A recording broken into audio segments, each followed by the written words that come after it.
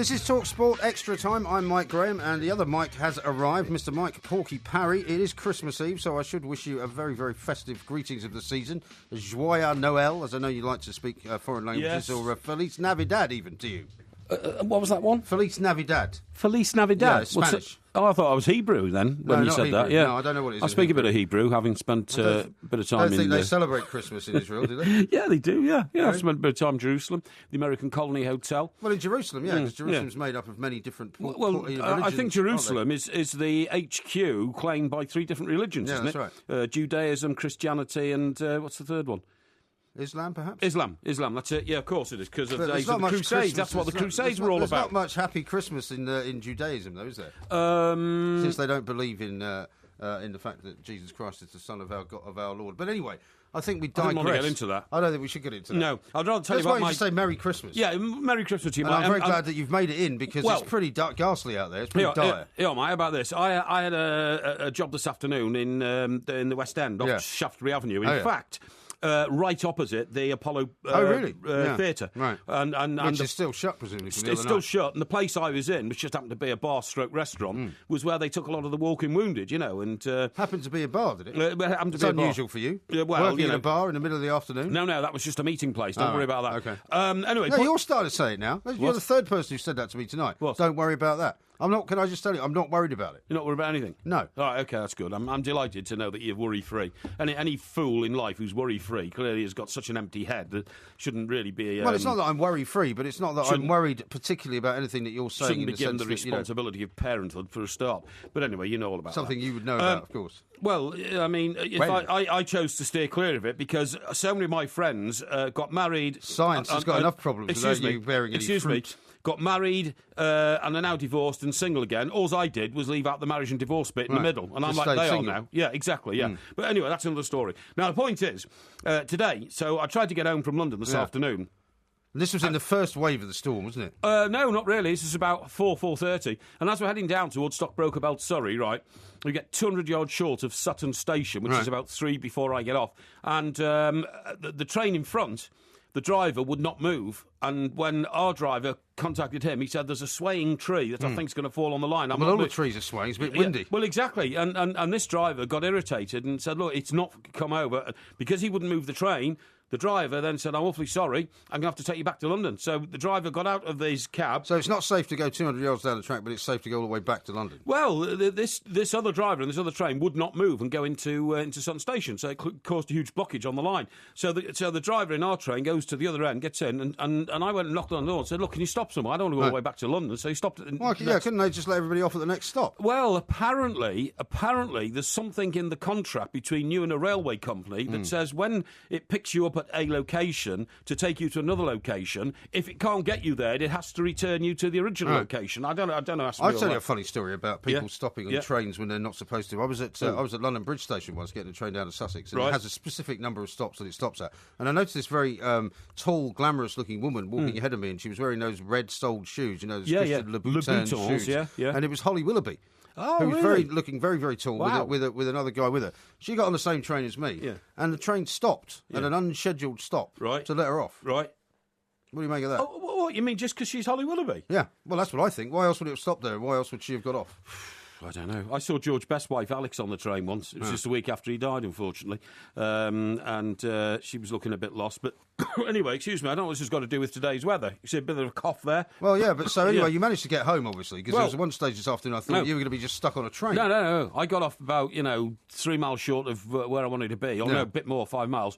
Luckily, there was a pub next to the station. Got in there and found a cab. Another pub. So second pub in a day. That's right. Happy days. So. Yeah. Would you mind not playing with your nose while you're on the air? I'm sorry, Mike, but I've got a little bit of a sniffle, and I'm just trying to clear up the vocal cords to enhance your wait show. Until we go into a break before you do that. Well, I can't because otherwise I'll start sounding funny. Anyway.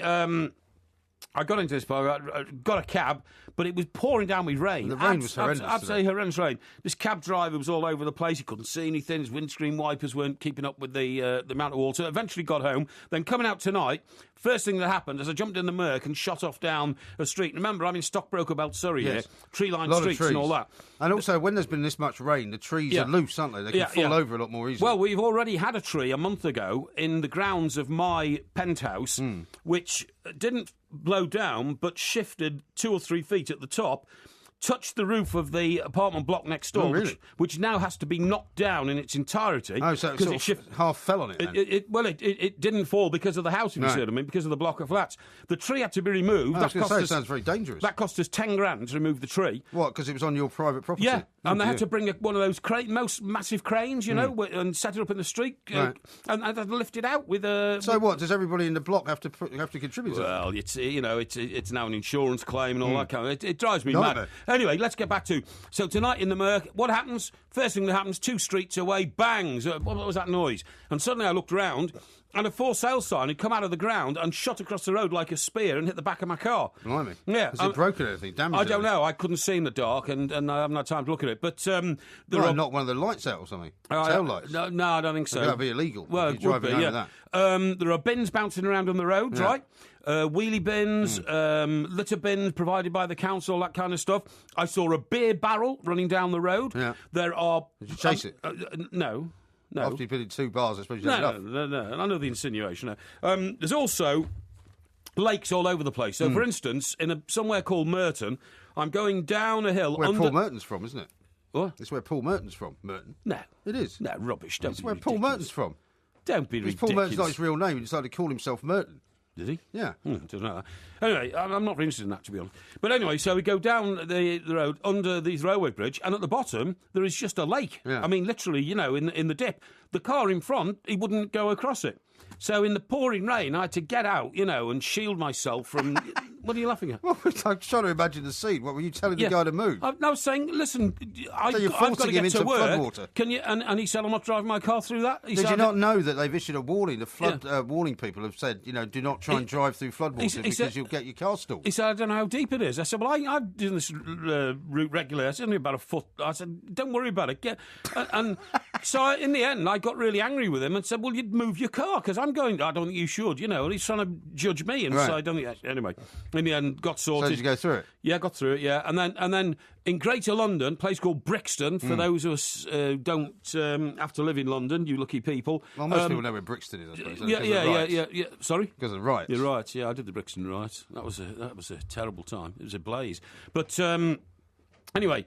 A car had crashed in the high street, so they closed that off, and that was only about half a mile away from that terrible story last week when a bus ran into a tree in Kennington and 2 people critically injured. Yeah. So, I mean, conditions are horrendous. Well, the storm is still going on, so we are asking people if they are out and about to be very careful, because it's one of the busiest travelling days of all time. Absolutely, the day before Christmas Eve, and so there are probably still people trying to get home. But they closed off the Dartford crossing, didn't they? So if you were on the M25, you couldn't actually go from north to south on the east side. Do you remember once we were trapped in New York in a similar sort of storm, and you couldn't get off Manhattan, literally, because not only... Hurricane Gloria, I think it was, wasn't it? Was it Hurricane Gloria? I don't know, but it could have been, But the tunnels were flooded, so the trains going through and the road tunnels were all flooded. The bridges were all swaying. The Verrazano Bridge, which links Staten Island to Brooklyn, that's right. Yeah, that's right, was swaying 6 feet either way. Imagine that. Imagine being on this massive, bridge about the size of the Golden Gate Bridge, and it's moving 6 feet either way. Unbelievable. Well, the trade centre used to sway. Did you ever go to the trade centre when it was a windy day? Yeah, I did, and the water in the bottom of the toilets would be like swinging from side to side. Yeah, that's right, yeah. It's quite unnerving. Windows in the World, the restaurant on the top. I took Janie there once, and... Your welcome party, whatever you called it. What did you call it? Proposed to my wife at the Windows in the World. Did you? Yeah. It's a terrible thing to talk about, isn't it, after what happened? But there we are. Shocking. Right, OK, so that's the situation. Now we should talk football. We should talk football because you are here and hopefully you'll be able to get back safely enough. And anybody who is out there, we want to talk, of course, first of all, the big news tonight. Tim Sherwood gets the job. Now, you and I talked about this last week. I didn't think that he would get the job this quickly, did you? No, and I tell you something, I'm quite impressed. I'm impressed with Mr. Levy because, you see, Mr. Levy is probably well-intentioned, but he makes running a football club much more difficult than it really is. Yeah. Over the last weekend, and I would say this, wouldn't I, because I'm an Evertonian and I'm a friend of Mr. Bill Kenwright, the chairman and owner of Everton, but over the last weekend, you look at Sunday papers, all sorts of little paragraphs and comments everywhere saying that's the way a football club should be run, comparing it to the way Spurs is run. Yeah. And Mr. Kenwright makes it quite simple. He chooses a manager, he then gives the manager the ability to do whatever he wants. Well, he hasn't had to choose very many managers, really, has he? Well, no. Well, he chooses good managers. That's why we have him for so long. And he tries to raise the money to do it. Mr. Levy, he seems to want to intervene in the transfer progress. He's got a football director, but to have appointed Sherwood, and Sherwood was amazingly frank last night. Was it last night after the game, in which he said, "I'm not interested in this job for temporary, part-time, 2.5 weeks." Very brave thing to say, I would have thought. Well, you could see what he was saying. He was saying, I have a self-worth. I have an image in my head of what I can do. And frankly, unless you give me the main job on a permanent basis, I'll go and get a job somewhere else because I think I can. And he's got a great attitude towards him, Sherwood. I very much like his approach to it. But my question about all of it, you see, is what exactly is in the thought process of Daniel Levy? Because what I was saying earlier is that, we know from Brendan Rodgers last week that he was approached by Spurs before AVB got the job. Yes, you're right. And I wonder whether Daniel Levy's actually looked around for other managers and then realised, actually, I'm not going to get anybody else, so maybe I just have to give Tim Sherwood the Louis job. van Gaal was in all the papers yesterday. Was sounded out, wasn't he? But he said only come after the World Cup. He's Dutch manager, isn't he? Yeah. After the World Cup. So, that gave you the impression it might have been Hoddle on a temporary basis, Van Gaal, and, I don't know. Well, it's anyway. A bit of a snub to Glenn Hoddle. I mean, Glenn Hoddle was on breakfast just yesterday saying how much he would like the Tottenham job and how willing he would be to do it till the end of the season. Yeah. It's the only club, he said, to whom he would give that kind of privilege. And they've just completely crashed and burned him, haven't they? And he's been talked up massively by some very influential names. Graeme Swann' column in the Times, Sunday Times, said he's the man for the job and all that. It's a great endorsement, that. Yeah. Great endorsement. So, Mr. So, Levy yet again, Hoddle has missed out on another job. He's missed out on another job, and Mr. Levy's flown in the face of popular opinion, really, because I know an awful lot of Tottenham fans that I've spoken to thought Glenn Hoddle was the boy, even though he didn't make a huge success of it last time. But everybody says he's changed. No, exactly right. Everybody says he's more mature, he's better, and all the rest of it. But we'll talk some more about this coming up very, very shortly. We are the two Mikes. He's Mike Parry, I'm Mike Graham. Much, much more coming after this. Crazy, but that's how it goes. Millions of people living as hoes. Yeah, but maybe.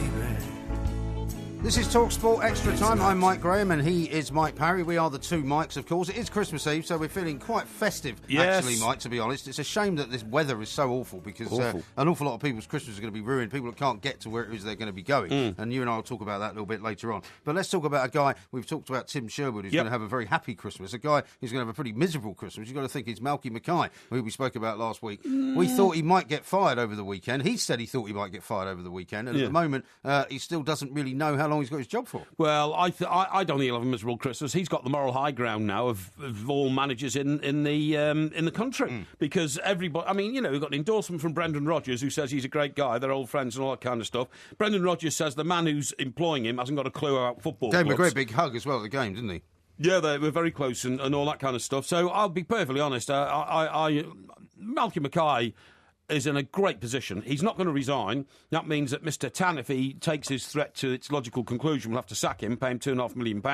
So I don't think Malky Mackay's going to have a miserable Christmas at all. And in that sort of situation, mate, you can bet your life that other chairmen who are looking to replace their own managers will already know that there's a ready-made replacement. But what I mean is that it's an unfortunate place to be, and we've all been there because I know for a fact I have, and you probably have as well, where you know that your job is going to come to an end at some point soon, and you're just kind of waiting for the other shoe to drop, as it were. It's not a very nice feeling. Well, you say that, but that's life, Nobody gets a perfect life, do they? As Paul McCartney once said, life is not a bowl of cherries. And, did he? Yeah, he did. Did he write that in a lyric? No. What he did was, when he brought out his first solo LP called McCartney, on the front he had a picture of him. When he had the beard. That's right, the beard, and he was cradling his son James inside his fur coat on the front. He was only about 29 at the time. And on the back, there was a picture of a bowl on a table with a load of cherries scattered around it. And the image you were supposed to make was, life is not a bowl of cherries after all. And that was reflective of the breakup of the Beatles, because the song Let It Be was written by McCartney when he had this dream about his mother and all that. And she was saying, just get back with John and the boys and let it be. And that's where he got the line from that song. Oh, right. So he was into great imagery in those days. Yeah, he was. Yeah. He was into smoking quite a lot of cannabis in those days as well. He did that for 20 or 30 years afterwards. Used to smoke it at his farmhouse down in Kent, didn't he, with his one of his assistants, a guy you and I both worked with. Yeah, Jeff, that's right. I can't remember his name. Yeah, but anyway, really nice guy.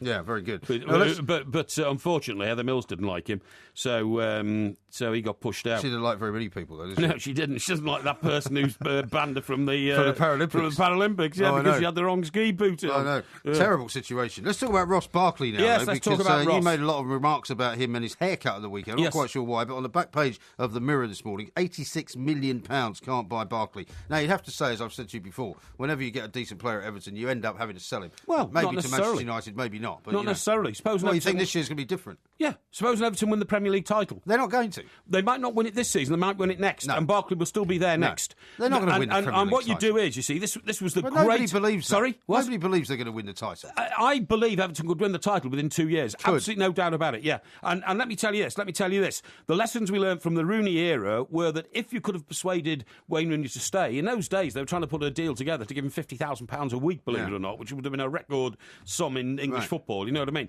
And that's not even a quarter of what he gets now, Of course it's not. And the idea was, if Rooney stays, A, it's an endorsement for Everton, but B, it means other great players will come and play with him. So that's the whole idea. You let your great player go, it sort of undermines your credibility as a club, but also... Well, that's what happened to Spurs with Gareth Bale, Yeah, of course it did. Absolutely right, mate. Perfect example. But if you can keep the player there and get him to come to you, then start doing that funny thing in your voice again. Yeah. Then you start building a great team. I didn't like the Barkley haircut. May I take this opportunity? Yeah, but why do you take such exception to it? I mean, what difference does it make what kind of hair people have got? I mean, I've noticed, for example, an awful lot of footballers at the moment are sporting beards for some reason. It's obviously a kind of a trend. Is it? Yeah. More than half of some of the games I'm watching, every single player's got a beard. Right. Okay. Well, I don't notice that. I don't notice that. Perhaps because I've got beard myself. I don't notice it. So I don't notice things. But I just think the human body looks better with hair on it. I mean, don't you think that some parts of it do. John Joe show? No, the human body looks better with hair on top of the head. Oh, I see. I thought you meant the body covered in hair. No. People who are very hairy, I find quite obnoxious. Well, I'm not going into that. What I'm saying is the human head looks better with hair on it. Now, for instance, John Joe Shelvey looks so frightening to me. I'd hate to meet him on a dark night. You know what I mean? But lots of people shave their heads. Yeah, I know, but I think it looks awful. It looks dreadful. And for a young lad like that, too, he had a fine head of hair. Look, he was a very smart-looking boy, Merseyside boy, made good. By the way, when he was asked, did you practice these free kicks in training? He said, I've never taken a free kick before in my life and I don't practice them. He was terrific. But my point is that... I hate to see young men like that. I mean, I think they're disfiguring themselves by shaving all their hair off. I just don't get it. Why? Because I just... Well, would you rather had long hair, like Marouane Fellaini, like that big ridiculous afro that he's got? Every time I talk to anybody in this building about you, they always say, have you had your hair cut yet? You're always saying that. I mean, frankly, I don't believe you. Well, believe me. There's a high level of concern about your hair in this building because... Well, I've always had relatively long hair. I only had short hair for a very brief period of my life. I think the people who run this company seem to think that the length of your hair is actually quite indicative of what's going on in your bonce, whether you're thinking straight or not. You see what I mean? Right. Well, you're saying I'm some kind of hippie then? Yeah, well, many of your age walking around with hair down back past their collar is rather unnatural. And it shows that perhaps my hair's still growing, you see, unlike yours. Sorry, what do you mean by that? Your hair's not growing anymore. Of course it grows. It stopped growing. So why do I go and get my hair cut every fortnight if it's not growing? I don't know. To convince yourself that it's still growing? No. And by the way, I want to take the opportunity to make an apology here because I made a reference to Ross Barkley's hair on Twitter yesterday, and unfortunately there was a swear word in it. I do apologise to everybody who was offended by that. It was supposed to be a text message to a friend, and we were discussing the hair all afternoon. People get into that sort of trouble all the time. I'm really sorry about that because I would never use swear words on Twitter, so I do apologise. And can you remove these things? You can, can't you? You can remove it, yeah. Well, I'll try You'll and have to delete it. Or whatever, yeah. But, I mean, I am sorry about that because it's not good and it's not very typical of me. But certainly not in keeping with the Christmas season. But, I mean, what I don't understand is why you're taking such exception to the guy changing his hairstyle. Well, I just think young men... I mean, have you always had your hair the same length? Yeah, more or less. Never had long hair? Oh, crikey, yeah. Oh, yeah, I've still got my student union card from my days at the University of Nottingham. You'd have to bring that in. We'd like to see that. And I've got hair down to, almost my elbows, I would really? say. Yeah. Oh, yeah. I must see that picture. Yeah. I've got to see it. And did you never ever sort of have a skinhead haircut at any point? Well, funny enough, that's another reason why I looked at it. When I was about 13, see, I went to a great school. I went to a direct grammar school, posh school, you see what I mean? But all my mates... How'd you get in there? Through brainpower. Did you take an exam?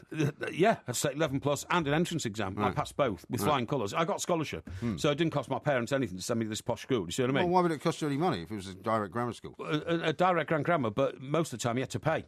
Really? Yeah, I got. So it was a private school. It's an independent school now, right. But we went independent because the government. I went to a grammar school. I didn't have to pay to go there. Oh yeah, well, this one you do pay, except for the brightest, I'm not sure. like me. Sounds like the story's getting a bit mixed up there. No, not get mixed up at all. Anyway, point of my story is, all my mates went to the local secondary mod. You know, I mean, real sort of Bash Street kids types. Yeah. You know what I mean? And anyway, the trend there was for skinheads, right. or suede heads, I think they call themselves. Yeah. And anyway, I thought one silver stud brogues and Ben Sherman shirts and stay fresh trousers. Right, that's right. That. Parallel trousers. Yeah. Okay. And braces and Crombie overcoats. Right. And so all my mates got one of these suede heads. I thought, well, I'll do the same.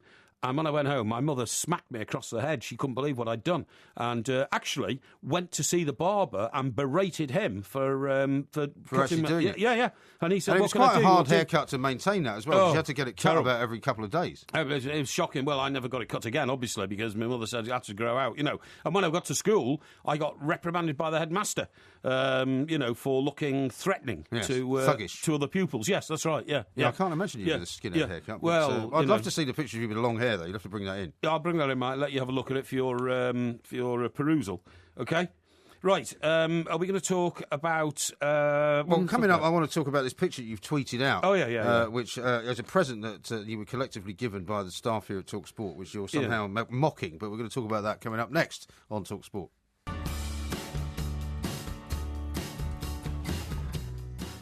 This is TalkSport Extra Time. I'm Mike Graham. He is Mike Porky Parry. We are the two Mikes, of course. And I have to tell you, we've had a couple of calls since your attack on John Joe Shelby, saying that you wouldn't like to meet him in a dark alley because he looks very frightening to you. He's got alopecia, which means that, he can't grow any hair on his head. So it's not a choice that he's made to shave his head. So he's actually got a condition which means that he hasn't got any hair on his head. Okay, well, I mean... I can't believe you didn't know that. Well, I didn't know that, and I feel very sorry for him, because I think it's a form of nervous illness, isn't it? And well, nobody's sure how people get it. We had a colleague, didn't we, at the Sun who had alopecia. In fact, we worked with him in America. And so I'm very sorry about that. Nevertheless, I have to say that he does have a very stark appearance. He does, through no fault of his own. Through no fault of his own, and... Would you rather he wore a wig then, so that you felt a bit more kind of at home when you saw him? Anybody's upset by that. Of course, I feel sorry for the guy if he's got that illness, and I wish him all the best and hope that one of these days he'll recover, because people do recover from alopecia.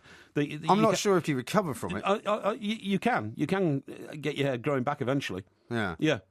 Right, what's the cure then? You seem a bit doubtful. Well, what's the cure? I didn't realise you were such a medical know-it-all. Well, that should be good. It's not a cure as such. Right. It just happens. Yeah. In fact, funny enough, I read a story about a little girl in one of the papers in the last 2 days who has had a heart transplant. She's only 3, and she had exactly what I've had, dilated cardiomyopathy. And like me, on the first time she was struck down, her heart repaired itself, and there's only 20 people in the whole of the world. There's only 20 people in the whole of the world who've been able to recover from such a critical condition without a heart transplant, and I'm one of them. Wow. How about that? That's amazing. It is amazing. So you're actually a bit of a walking medical miracle then? I'm a medical miracle, yeah. Well, maybe you should take more care of yourself. Well, I shortly after I came out of hospital... Do you mean it hasn't repaired itself to its former glory? No, but it's you see, if you are a serious boozer and you drink a lot... Lucky you're not. Lucky I'm not, absolutely. And you drink a lot, you damage your liver. But if you give up drink, your liver can repair itself. Yeah. Your kidneys can repair themselves, But there comes a point after a while where if you damage them so much, they can't repair themselves. No, exactly. But livers can. Hence, like cirrhosis of the liver. Yeah, you'd only need about 1/4 of your liver to survive. And if you gave up when 3/4 of it had gone, you'd be okay. Yeah. But the point of my story is, hearts do not repair themselves, except in my case, it did. Because do they know why? No, nobody knows why. I was going to say, about a year after I came out of hospital, way back in 2005, I went to Germany with a medical team to a conference to explain my condition and what happened to it and all that kind of stuff. You know what I mean? That'd have been funny to watch. Well, why? What, you explaining to a load of German scientists why you were a walking miracle? Yes, that's that right. I would like to see. Did anybody record it? That'd be fantastic. I don't know, but... I stand before you, ladies and gentlemen, as a miracle of modern science. Yeah, that's right. Good job they all spoke English. I didn't speak any German. I don't know what German for dilated cardiomyopathy is. No, I think it's dilated cardiomyopathy, Yeah, funnily it enough. probably is, yeah. Now, I'm a bit upset with you, to be honest, The because, dilated cardiomyopathy. yeah, when you were here the other day, Yeah. you talked about how you were looking forward to retiring at some point to the north of England, That's right. where you were going to lie under the stars in some kind of bizarre house that you were going to make with a glass roof, and you were going to watch the dark skies right. and all this. That's but right. you also said that you wanted to have a statue in the garden, right? Yeah. So we at TalkSport Extra Time thought, well, here's a nice thing. Christmas is coming up. We'll buy Porky some kind of statue of himself. Excellent. Now, we went as close as we could, and we bought this this gnome, which looks a bit like you because it's got a white beard and it's got a dopey hat on, but it's also got a blue top for Everton. And you're now kind of dissing this as a ghastly present to get. I don't notice you giving us any kind of Christmas present, me particularly. Well, have you brought something with you? A card? No. Christmas present? No. Of any kind? No. Why not? Well, I just feel that a working relationship has to remain on a very professional level. Really? If you start giving each other presents, then I think you're losing your professional edge. And Well, it's not a present from me personally. It's from from the staff here at TalkSport Extra Time. It's not just from me. I like to be, right on the edge of aggression and debatable what are you talking about? initiative. It's just Christmas. At all all right? times. It's Christmas. Yeah, why don't but- you just put your hand in your pocket and buy some kind of a token? Not for me, but for the guys that work so hard behind the glass. I mean, that would have been nice. You brought them nothing. Well, What a Grinch. You're an no, absolute disgrace. No, I think You're an absolute disgrace. that's a bit of a harsh thing I mean, to not say. even a bottle of wine or anything. No, well, I don't think you shouldn't bring alcohol into the workplace anyway. That doesn't work. Well, how about a cake? How about, anything? Some mince pies. Excuse Are me. you feeling all right? No. You have to get in touch with those German scientists. Yeah, Bad news. I'll go over to The Frankfurt. Porkmeister has not lasted to 2013. It was the dilated cardiomyopathy. There'll be an update on his condition coming soon. No, but in all seriousness, you ought to at least buy presents for the people that help out on this show. Okay. Not for me. I mean, I don't want a present for you, quite frankly, Okay. because for so many years you've never sent me I don't think I've ever had a Christmas card from you, even when you used to get those free ones in the office. free ones in the office. Did I not buy your boys a present each last year? You did. I haven't bought one this year. No. I forgot. No. But I'll rectify that. Don't Will you? worry. Yeah, I will. Well, you've yeah, only got yeah. one day. Well, I won't be able to do it before Christmas. It'll have to be a New Year present. Oh, right. I'll try and explain that to them. If you would, I'll yeah. try and explain to them that that strange man that keeps promising to give you a ride in his car. That's right, yeah. He's now got rid of that car. He's got a different car now. And, he's going to buy you a present at some point, but don't worry, it won't be for Christmas. Well, How am I supposed to explain that to them? I don't know. Writing a bit of paper, present from Porky, but, it's to follow or something like that. You know what I mean?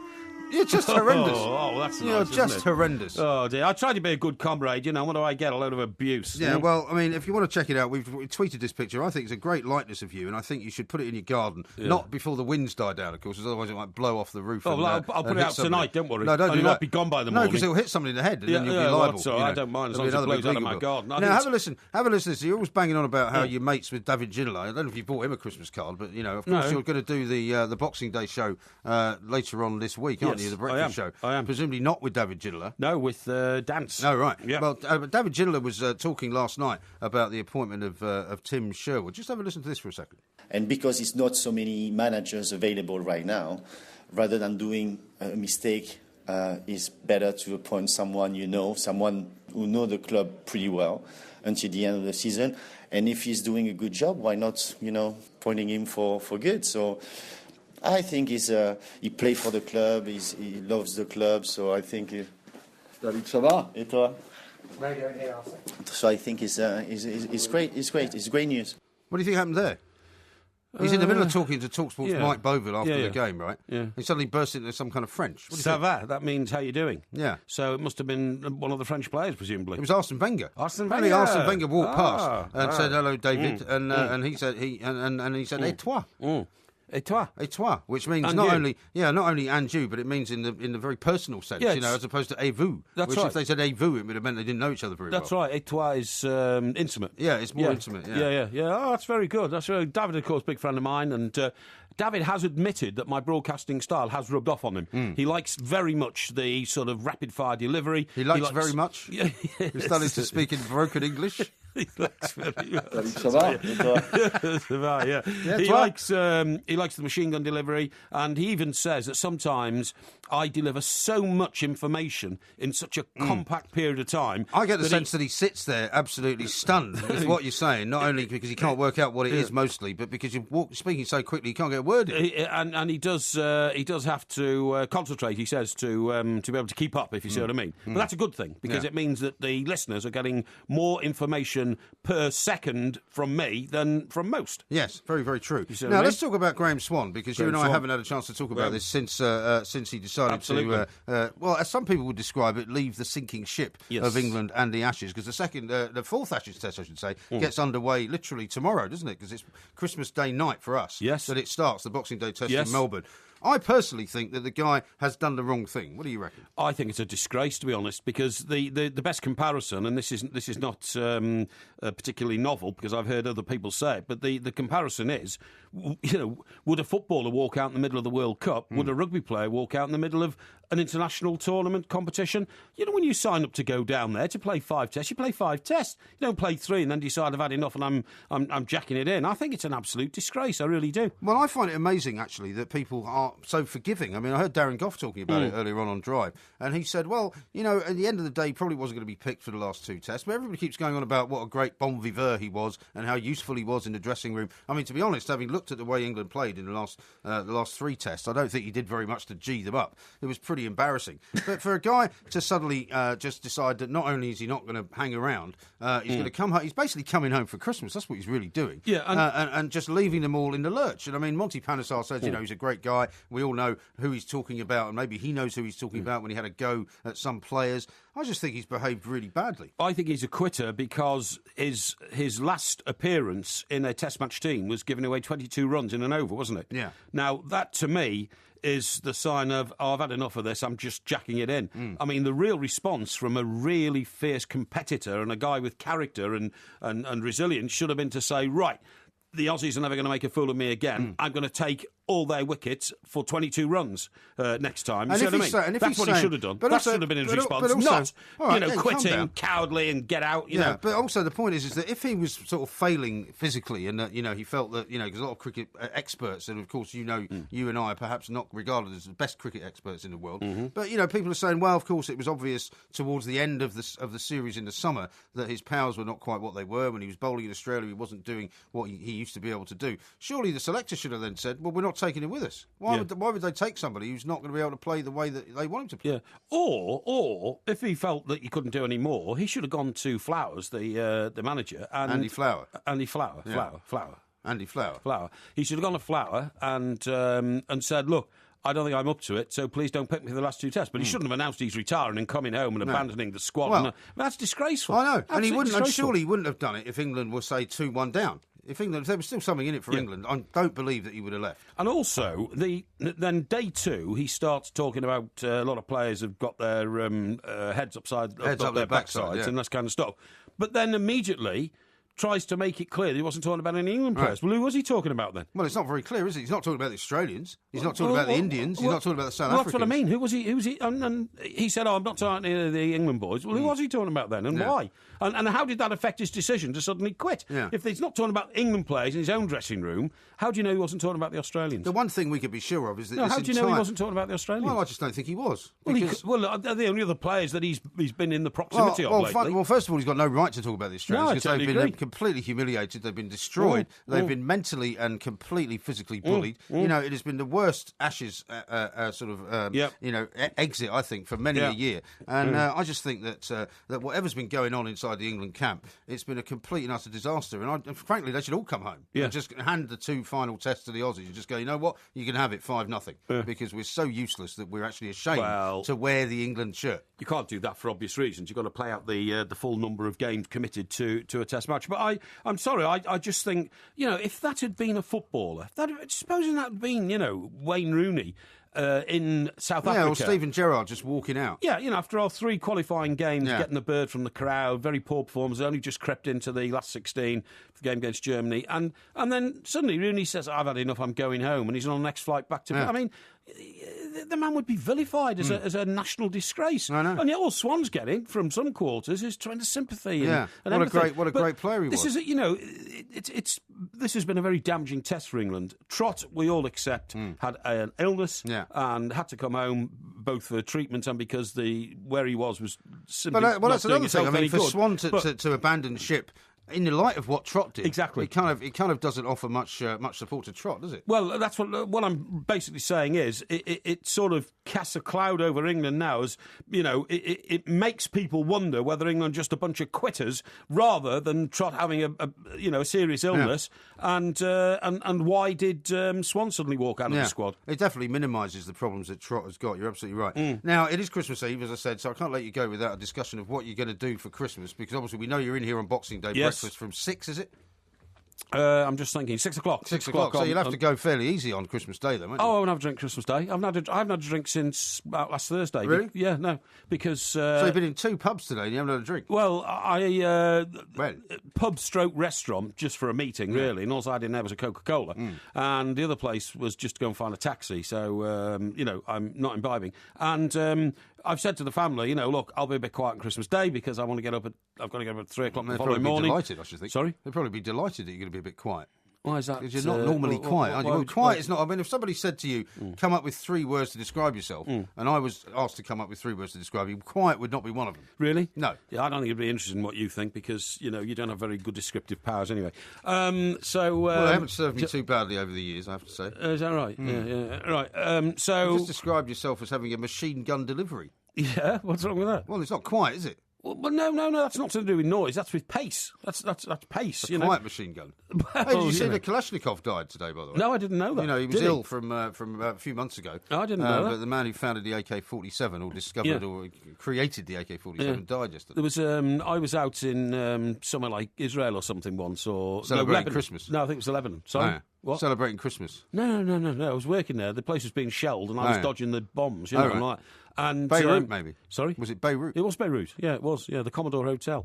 And what was I going to say there? Yeah, we got into terrible trouble because one of the guys sent a dispatch back to London. He was working for one of what we call the heavy papers, and talked about going into enemy territory with a Kalashnikov on his knees. Kalashnikov. That's right. Yeah, and after that. Every journalist was suspected of being an undercover terrorist, or undercover freedom fighter or whatever, and it caused terrible problems for us. Yeah, remember that? Yeah. Well, lucky you didn't end up being chained to a radiator with Terry Waite. Well, it could have happened. Shouldn't laugh about that because that was a bit of a 5-year ordeal, but it was very much along those lines. Well, it would have been a 5-year ordeal for him if he'd been chained to a radiator with you. It would have been much worse than it was already. How can you make light of such a terrible thing? Well, because it was a long time ago. Terry Waite makes jokes about it. Does he? Yeah. Yeah, I'm not sure about that. I mean, it was a difficult time for him and for McCarthy as well. But, do you remember the Irish guy? He was also held captive for 5 years. Brian Keenan, was it? I do remember Brian Keenan, yeah. I remember his fantastic quote when he was released. What are you going to do now, Brian? He said, I'm going to eat all the food in the world, I'm going to drink all the drink in the world, and love all the women in the world. So we got his priorities pretty well Sounds like your Christmas, apart from the last one. Yeah. Mike Porky Parry will be back, of course, on Boxing Day. He'll be back here on Sports Breakfast, Boxing Day, 6 o'clock in the morning. He'll be back with me on Boxing Day night going into Friday. We are the 2 Mikes. Loads more coming up. Next, it's the news and sports headlines at 3 o'clock with Toby Gillis.